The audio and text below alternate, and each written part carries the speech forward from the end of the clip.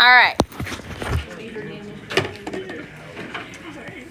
So these properties, these are not something that we necessarily need to memorize.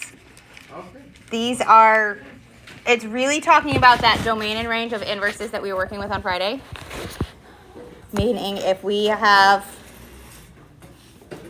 arc sine, so the inverse is between here, and I take the sine of what we get, it puts them back. This is just showing that it undoes each other. Cosine and the inverse of cosine would take you right back.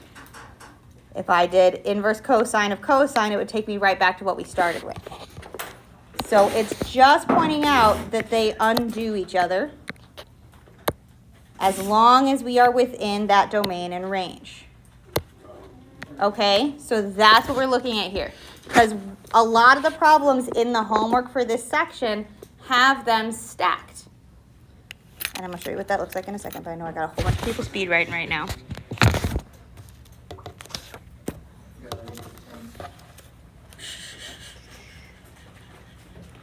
I'm going to give you guys a second to write.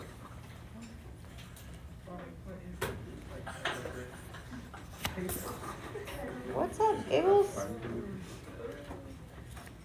We're not using these. These are my algebras. I'm just sorting them. Because some of them are missing graph lines. Okay. So we're going to be working with these inverses. I promise. This makes it look way more complicated than it is. I promise. I promise.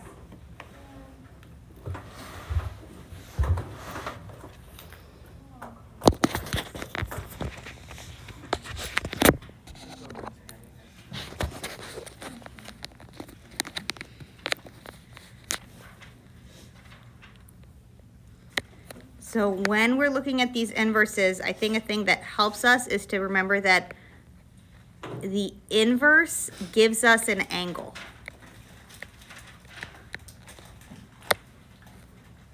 But when we take sine of some angle, that's when we get like our ordered pair value, our sine or our cosine.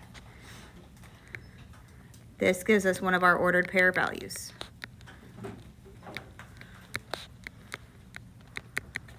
So if I have an ordered pair value and I take the inverse, it gets us back to that angle.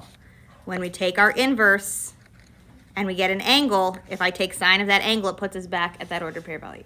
So it's just undoing them. When we look at these values, I feel like it makes way more sense. I've still got a couple people speed writing, so I'm going to give you guys a couple more seconds. Because I'm going to put up a page that's, no joke, going to have 6 of these, but I promise they do not take long. This page makes it look so much more complicated than what we're about to do, I promise. So, tangent of arctangent of 25.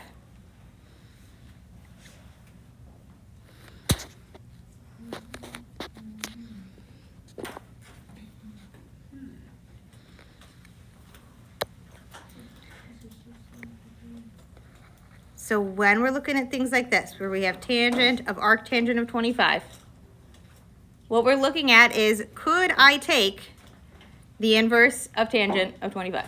Yes. Arctangent 25. Because tangent has, our inverse has that domain of all real numbers, because we took one of our little s's and put it on its side. So I could absolutely take the inverse of it.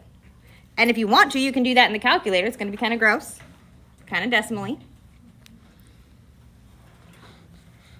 This is going to give us some sort of angle, right? It gives us an angle. I'm going to write that as an angle. If I take tangent of this angle, what are we going to get? 25.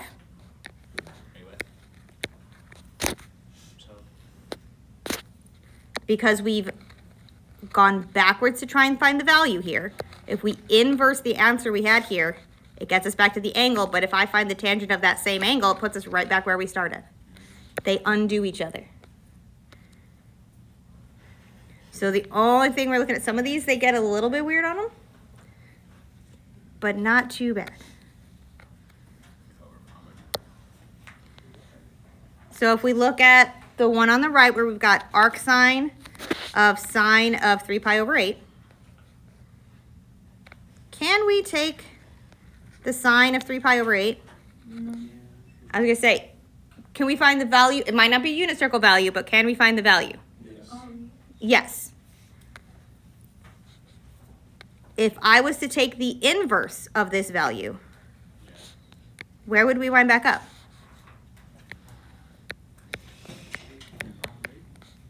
Three pi over 8. Because this is still in our domain of the inverse. Because sine is the one that's between our minus pi over 2 and our pi over 2. And 3 pi over 8 is in that range. It's in that space. So it's going to go straight back to where we were.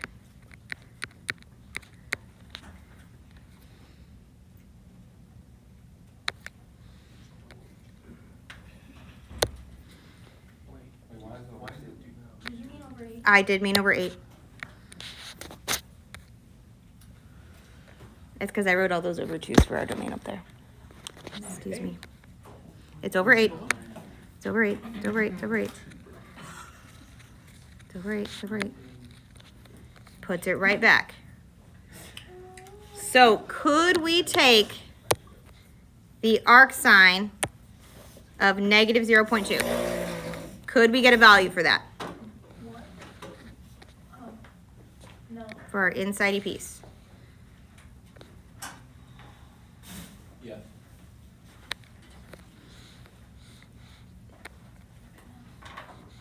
Because this is going to give us a value. Whenever we take this inverse, it's going to give us an angle, right? It might not be a pleasant angle, but it's going to be an angle.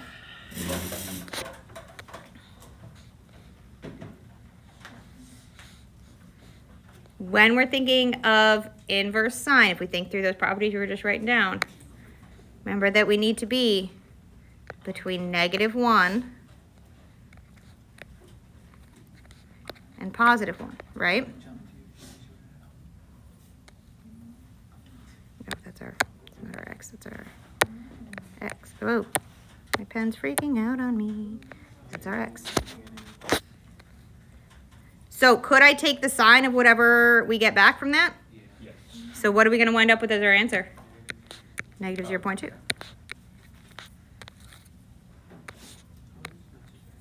Told you, the things made it look way harder than it was. Can I take the cosine of 3 pi over 4? Yes. Yeah. Do we know the cosine of 3 pi over 4? Yeah, we know that one. Negative root 2 over 2, right? That's one of our unit circle values. I have me questioning myself. What is inverse cosine of negative root 2 over 2?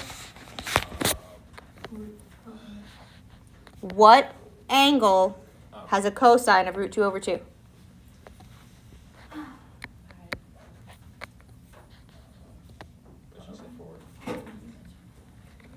Which one has the negative root 2 over 2? It's our Third quarter. 3 pi over 4.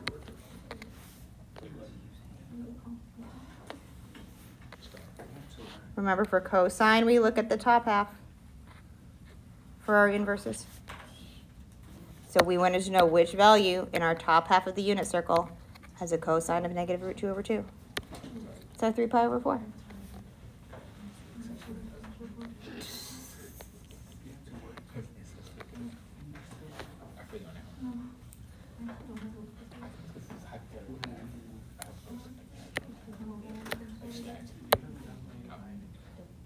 All right, let's look at this guy.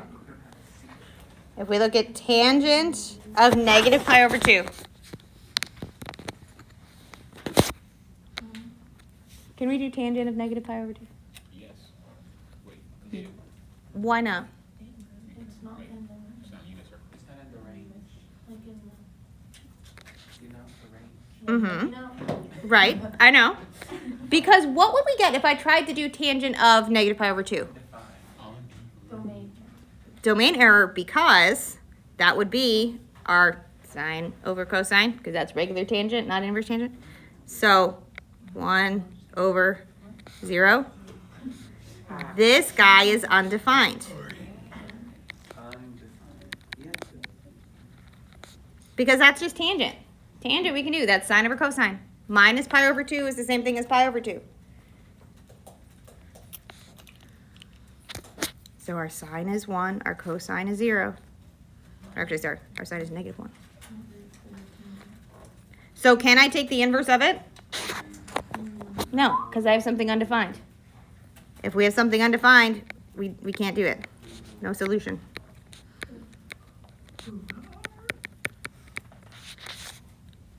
What if we have our inverse cosine of negative root 3 over 2, and we find the cosine of it? So our inverse cosine says what angle in our top half of the unit circle has a cosine of negative root 3 over 2? Just double checking. Yeah, it's 5 pi over 6. So what is then cosine of 5 pi over 6? Negative root 3 over 2. Okay, they undo each other.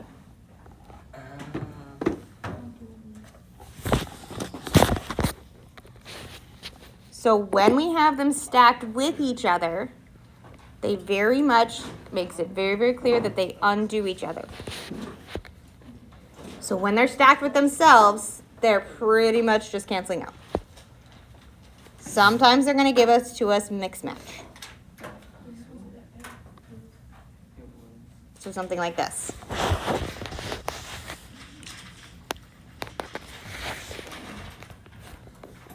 So when we're looking at something like cosine of arcsine of 5 over 13, this is asking for what is our ratio, our opposite over hypotenuse, so or adjacent over hypotenuse, excuse me, of this angle. So this guy, arcsine, is all about finding our angle. Cosine asks us about the ratio. So think about this as a triangle. What arcsine tells us is that for some angle, the sine is going to be 5 over 13. So that tells me which pieces of my triangle? Opposite, hypotenuse. So our opposite's going to be 5. Our hypotenuse is going to be 13. How can I find the cosine of this angle? Yeah. Find our b. We know the sine of this angle gives us these guys. If I type in the calculator arcsine of 5 over 13, it gives me this angle. So to find the cosine, we find b. We can use our Pythagorean theorem here. Our b squared plus 5 squared equals 13 squared. So what's our b going to equal? 12. So our cosine of this angle is going to be what? 12 over 13.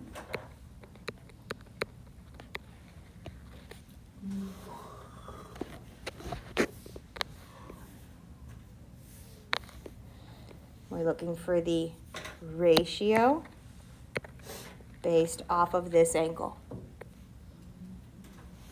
So here we're going to be looking for our ratio of this angle. So our inverse of sine says sine of something equals square root of 3. So again, I'm going to think about this in terms of a triangle. I'm going to give us a little barrier. This guy went with that one. gonna draw my triangle. And we're just picking an angle in here. I'll call this guy my theta. That's the angle we're looking at. So if I know that sine of that angle is going to be square root of 3, what does that tell me?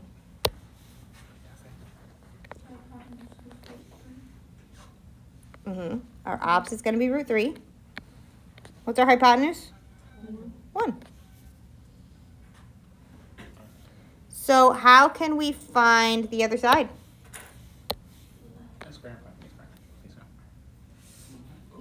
What was that? Pythagorean theorem to find side B here. So we're going to have our B squared plus square root of 3 squared equals 1 squared.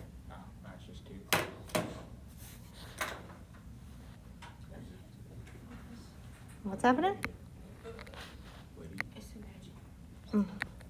Yeah, our B squared, because square root of 3 squared gives us 3. 1 squared gives us 1, so we have 1 minus 3, so we get negative 2. So our B is actually the square root of negative 2. Or plus or minus I. I was going to say, you could put it as square root of 2i if you're really feeling it. Yeah. That's Can I build a tangent out of that stuff? Yeah, you can. Call it a day. Have we done anything with imaginaries inside of our trig stuff? No. Let's do it. We're not doing that. Let's get an eye. No. No. No. Let's say, why? Why does this not work? I root 2, right?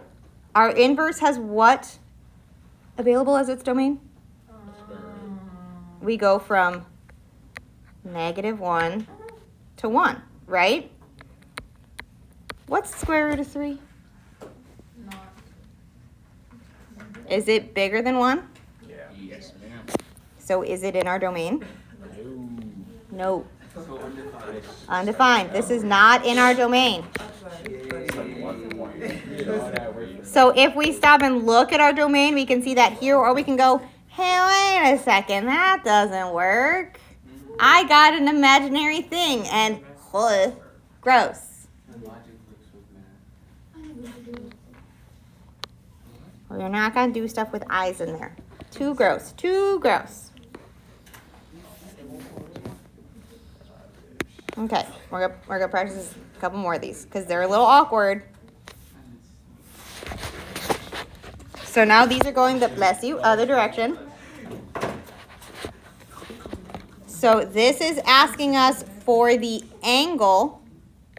Inverse asks for the angle. So we want to know what angle has the same cosine as this sine would be.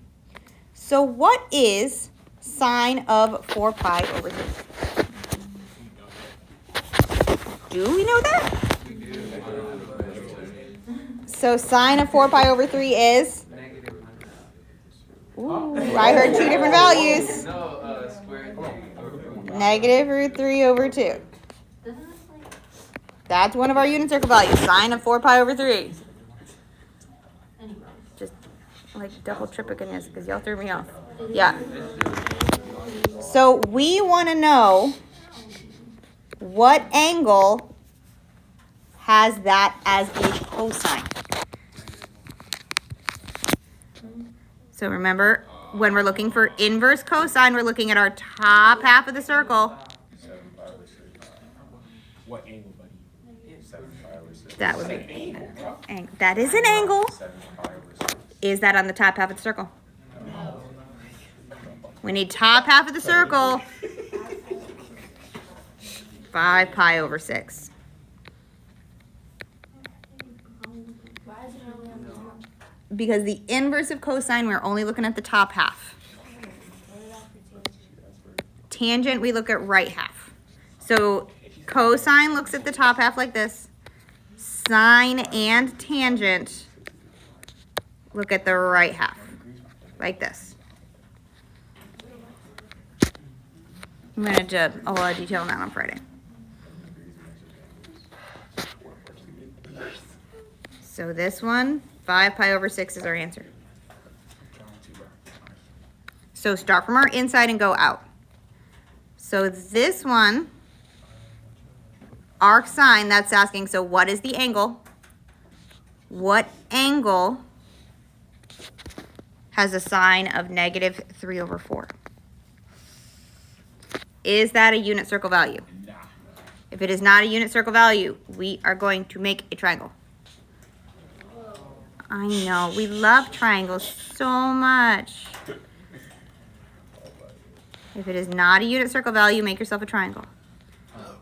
I'm gonna pick an angle. I'm gonna use alpha just because I got halfway through drawing a theta and my pen decided to not. So if we know that our arc sine is -3/4, so that means sine of this angle is -3/4. So that means we've got our opposite and our hypotenuse. Our opposite's going to give us our -3, and our hypotenuse is going to be 4. Why is it not split to 6 3? You absolutely can. Since it's going to be -3, you can, if you want to make sure we draw it like that, totally fine. Doesn't make any difference. It's still a Why triangle. is it not the hypotenuse since it's the reciprocal of sum? Like, why is 3 not the hypotenuse? Because sine is still opposite over hypotenuse. So it's not that it's the reciprocal of it. Arc sine means I'm looking for the angle. What angle has a sine of 3/4? Okay. So it does not matter how we draw our triangle like this. Either way is going to be fine. So if we're trying to find our tangent,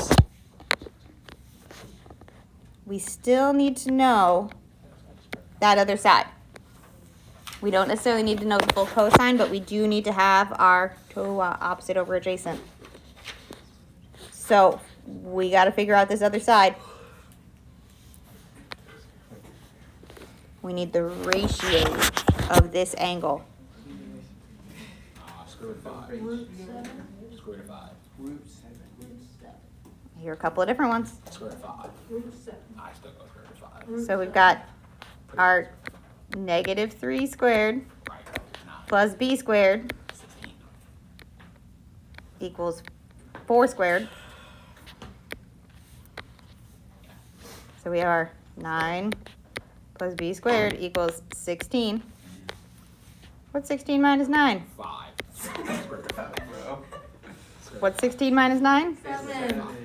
7. Square root of 7. You know, it's good to have confidence. I was gonna say, be careful. Honestly, that's gonna be what, like, the most common mistakes we make are simple ones like that. The most common mistakes people make Don't do that. are on things like subtraction. Like, we focus real hard on the hard stuff, and then we're like, oh, subtraction. Brr, I'm good with that. And we don't think it. That is the most common mistake that happens, is people make that mistake.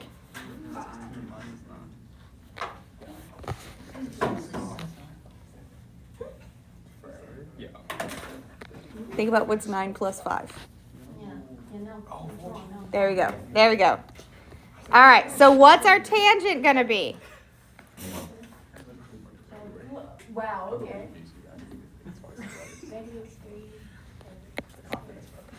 Over square root of 7. So we will rationalize that real fast. We'll get -3 square root of 7 over 7. Okay.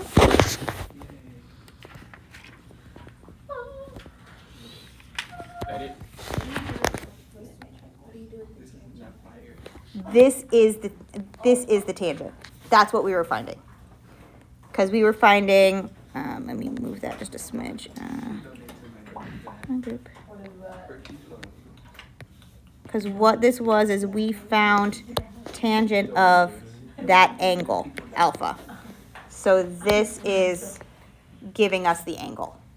So we found tangent of that angle. So whenever we have an inverse, it's asking for the angle. Whenever we have a function, it's asking for our ratio. Okay. So we have one more kind of inverse we got to think about because we've only talked about 3 different ones. Oh. We've talked about sine, we've talked about cosine, we've talked about tangent. Cotangent. Secant, cosecant. It's gonna again list us with those like domain and range that are gonna look stupid. Does this excite you the day before? Maybe I'm gonna go to. Are we sure you're on your phone? This is what I'm. Don't forget. Don't forget.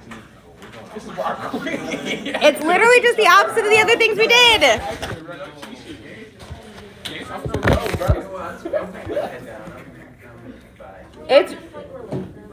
It's very they're 100% related. 100% related. Because secant relates to which one? Cosine. Our inverse of cosine. Why did you leave this lesson for Monday? Because honestly, if we didn't do this now and then have our test on Thursday, it would have put our spring break in a way worse spot. Why? Because they have so many things we have to do before we get to the final. Why? Ask IU. Ask IU. Man, they suck. That's not. I was gonna say we have enough. So many things we have to cover. I still do not have a copy of the final exam, and I probably won't until April. So we have to cover all of the things before we can get there. Okay. So I promise. Looking at this, it feels like too dang on much. It really does. It really does. Honestly, we're gonna make everything be in sines and cosines anyway. So when we have problems like this, they're really related. Look at how similar this one is to tangent. I don't even know what that says. That my x's can be a real number, anything from negative infinity to positive infinity, and my y's gotta be in that one section, that one kind of S curve that we pick. So cotangent needs to be between 0 and pi. Absolute value stuff. That just means, think about how we had our graphs, that we had our u's faced up and our u's faced down. Yeah. We just didn't cross the middle. It's just saying, instead of saying, well, it has to either be from 1 to infinity or from negative infinity to 1, if I think about it as an absolute value, that's it. That's all it is. It's saying it's got to be 1 or greater or negative 1 or less. They just get extra with the way they write it. And I'm not going to ask you to like regurgitate this. This is not a thing we need to like memorize. It's just one of those things that they give us. It looks super complicated. We can do this. We can do this. We can do this. I promise. This makes it look so much worse. So much worse. This makes it look so awful. I promise we can do this. I promise, I promise, I promise. The absolute value of x. It's literally just saying, you know how we had our up U's and the down U's. Those were all farther away than 1. What about Same thing. It's just meaning we had our S. So on tangent we had one that was like this. And we took our inverse. Cotangent is the same thing. Just it's right there. Same thing. We have our one S curve that's just turned sideways. I say I promise you were overthinking these ones. Okay. Let's look at a couple of them. So inverse secant, here's our first one. Inverse secant of negative 2 root 3 over 3. Whenever we have inverse, that's asking us to find the angle. So we want to find the angle that has a secant that equals that. So this says secant of some angle equals our negative 2 root 3 over 3. That means the exact same thing. The inverse of secant means find the angle, find theta. So, if we know secant, what does that mean we're really looking at? Which of our other functions? Secant is related to cosine. So we can just flip it and make it. Oh. Yeah. Flip it. So we get, Root 3 negative. so this is saying, this is the same thing as cosine of theta is, and you can straight up flip it. so that we have our negative 3 over 2 root 3, but then we go, ew, gross. So we rationalize it to get that negative 3 root 3 over 2 times 3.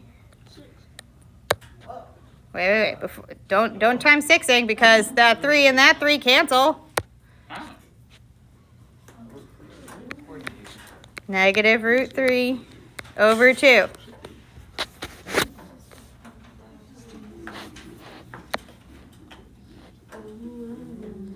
What angle on the top half of our circle, because cosine, we look at our top half. What angle on the top half has a cosine of negative 3 pi, or negative root 3 over 2? 5 pi over 6.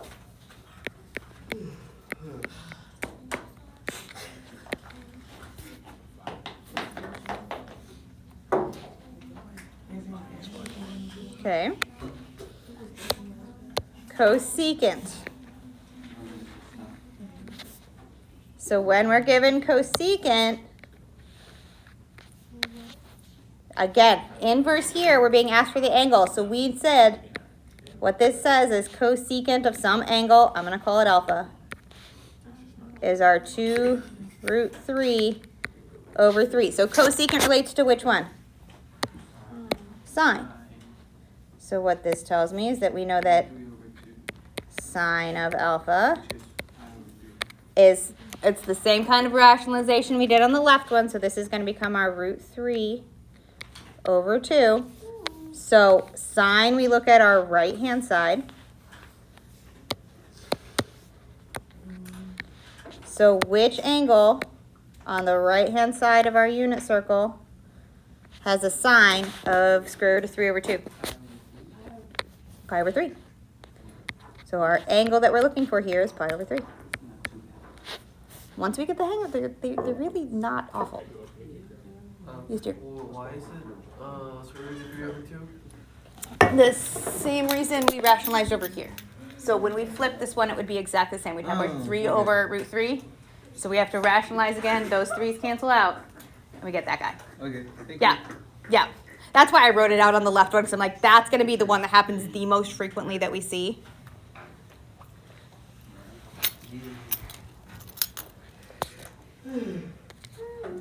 Okay. So let's take a look at the next one. This is going to start kind of giving a few of them. So inverse sine of 1/2.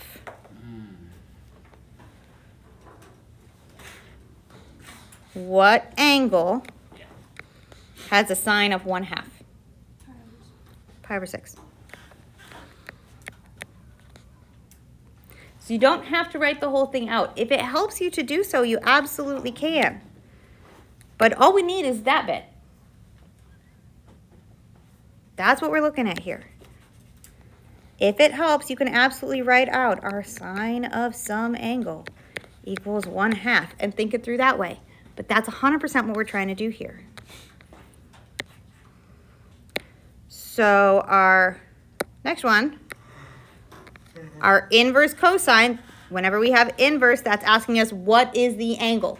What angle has a cosine of minus 1/2?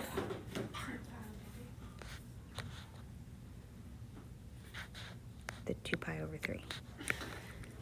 Careful, our over 4s are always going to be our root 2 over 2. Okay? So this is one of those reasons we focus so hard on that unit circle.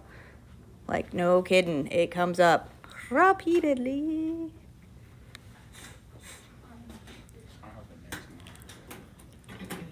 Okay.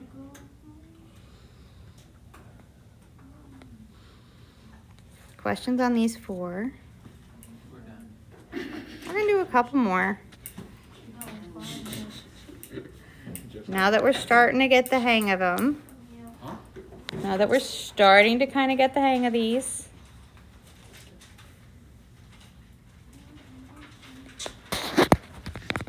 So, inverse tangent of negative root 3 over 3. So what this tells me is that tangent of some angle, we get negative root 3 over 3. Well, think about what that would look like if we set it up as a sine over cosine. We typically don't have a 3 as a cosine, but we would have a root 3 in our denominator maybe, over 2, if our numerator was also our 1/2, right? I'm just gonna get rid of that here, and we're gonna put it up front. Whoa. So if we have a negative 1/2 over root 3 over 2, would that not match up exactly what they have up there? So remember that we'd have tangent is our sine over cosine. Tangent, we look at the right-hand half of our circle, so we're looking at our negative. Which angle on the right half of our circle is going to give us a negative? Sine is 1/2, cosine is negative root 3 over 2.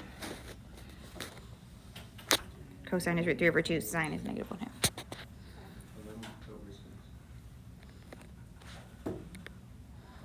Let's say it's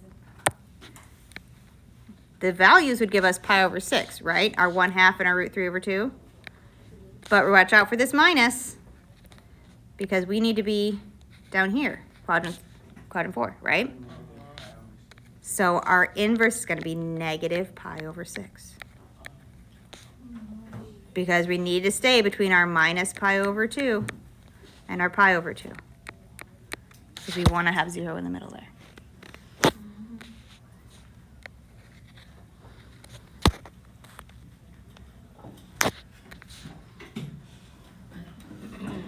All right. Cotangent is very, very similar. So inverse cotangent, we're trying to find the angle. We know that cotangent of something, let's see what it is, I use theta, so I'll use alpha. Cotangent of some angle gives us that square root of 3. Or you can write it as square root of 3 over 1. So that means we know that our tangent of that angle, is our 1 over root 3, which would be the exact same thing as if I wrote my 1/2 over root 3 over 2, so that we got our unit circle values. So those are both positive. Everything's positive, so we're looking at which angle? Which angle is going to give us a tangent of 1 over root 3? Remember, this is my sine, cosine. Positive value here, so we're going to be a positive pi over 6.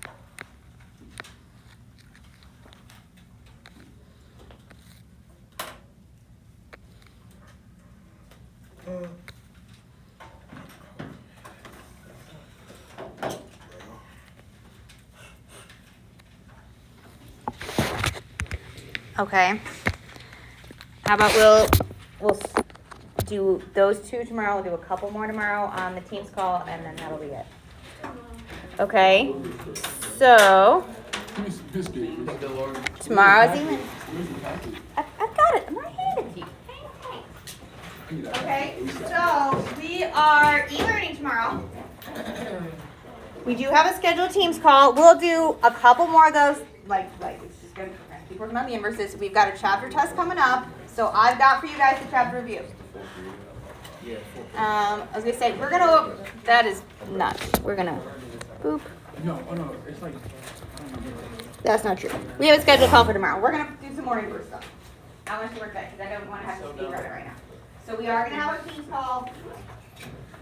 I'm also giving you guys the chapter review so that you guys can have it. We're gonna give it to you guys as early as they can. Okay, everything that we're doing, we can do. All right, we will continue to practice with the inverses tomorrow, Wednesday will be like the big, like work on a question day. I already forgot the first question. What's up? Say that again. It's like the 20 minutes. Yeah. So we'll do a couple of them, but like we've done like the inverse stuff is like 28 to 33 on this packet. There's not tons of it. Oh, sorry. 60 to 23. Huh? Well, all of the inverse questions are like short. Like, they're short. Either love that. I know, which is why there's a bunch of practice on it. I know you don't wanna. I didn't say you had to wanna.